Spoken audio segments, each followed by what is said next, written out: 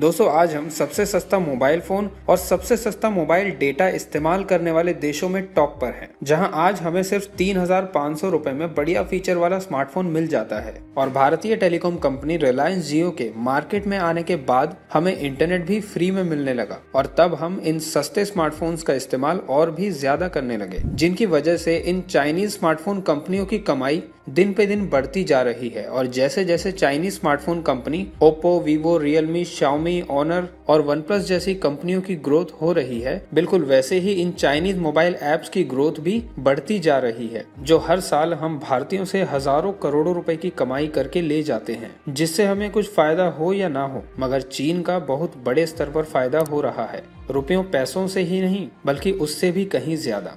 जानना चाहते हैं तो सुनिए। नंबर 1, रुपयों का फायदा।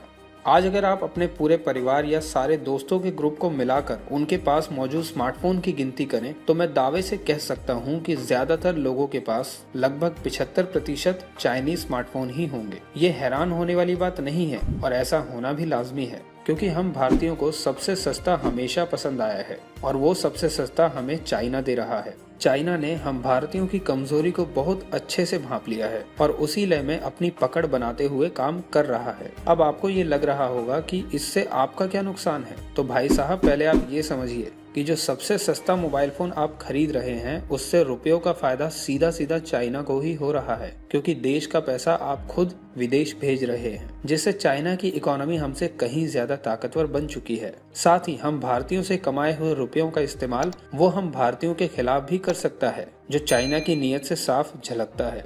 नंबर 2, खुफिया जानकारी का फायदा। हम जो भी चाइनीज स्मार्टफोन इस्तेमाल करते हैं उसमें क्लाउड फीचर भी होता है। एग्जाम्पल के लिए MI क्लाउड, जिसमें हम अपना पर्सनल डेटा अपलोड करते हैं, जैसे कि photos, videos, private documents, contacts etcetera, जो सीधा चाइना में मौजूद इन कंपनियों के डेटा सेंटर तक पहुंचता है। और बिल्कुल वैसा ही चाइनीज कंपनियों द्वारा बनाए गए मोबाइल ऐप्स को इस्तेमाल करने के दौरान हमारे द्वारा दी गई जानकारी भी सीधा चाइना तक पहुंच जाती है, जैसे कि हमारा नाम, email ID, phone number, photo और भी बहुत सी जानकारियां, जिसका किसी भी तरह से मिसयूज किया जा सकता है। इसे अच्छे से समझने के लिए हम चाइना की बहुत बड़ी टेक कंपनी हुआवे और अमेरिका के बीच चल रहे आपसी मतभेद को देख सकते हैं, जहां अमेरिका ने हुआवे के साथ किसी भी तरह का व्यापार करने से साफ इनकार कर दिया है। अमेरिका ने ऐसा इसलिए किया है क्योंकि उसे इस बात की चिंता है कि हुआवे अमेरिका के नागरिकों का डाटा चाइना की सरकार के साथ साझा कर सकता है, क्योंकि हुआवे कंपनी की नजदीकियां चाइना की सरकार से बहुत ज्यादा है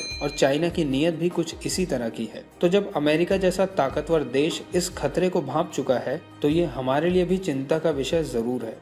नंबर 3, जो सबसे ज्यादा इम्पोर्टेंट है वो है मानसिकता पर असर। शायद आप मेरी इस बात से सहमत ना हो, लेकिन ध्यान से सुनिएगा जरूर। अगर आप सही में देश प्रेमी हैं तो आपको ये बात समझनी होगी कि चाइना किस तरह से हमारी मानसिकता को बर्बाद करने में भी भागीदार है। इस बात का पता आप हमारे देश के 10वीं क्लास में पढ़ रहे बच्चों पर पड़े मानसिक प्रभाव को देखकर लगा सकते हैं, जिसकी वजह से इस साल 10th के रिजल्ट्स में भारी गिरावट आई है, क्योंकि आज स्कूल में पढ़ रहे ज्यादातर बच्चों के पास चाइना का सस्ता मोबाइल है, जिसमें वो PUBG, टिकटॉक जैसी फालतू की चीजों में अपना ज्यादातर समय देते हैं, जिसकी वजह से उनकी पढ़ाई पर खासा गहरा असर पड़ता है। ऐसा उन बच्चों के परिजनों का ही कहना है और किसी हद तक ये बात सही भी है। मैं ये नहीं कहता कि वीडियो गेम्स खेलना गलत है, मगर इन बेतुकी वीडियो शेयरिंग प्लेटफॉर्म्स में फंसकर हमारे युवा अपने भविष्य की चिंता छोड़कर आज 4 लोगों में चर्चित होने का विषय बनने में अपना कीमती समय बर्बाद कर रहे हैं, जो अंत में देश की ही बर्बादी है। जहां हमारे यहाँ बायजूस जैसी एजुकेशनल ऐप बनाई गई है, जिसकी मदद से हमारे बच्चे अपनी शिक्षा को और बेहतर कर सकते हैं, वहीं चाइना हमें PUBG और टिकटॉक जैसी तमाम घटिया चीजों की लत लगा रहा है, जिसमें फायदा उनका और नुकसान हमारा ही होता है।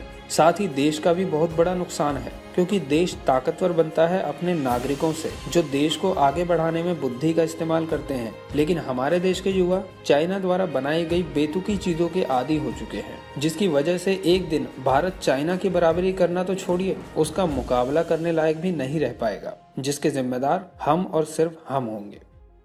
वीडियो को अंत तक देखने के लिए आपका बहुत बहुत शुक्रिया।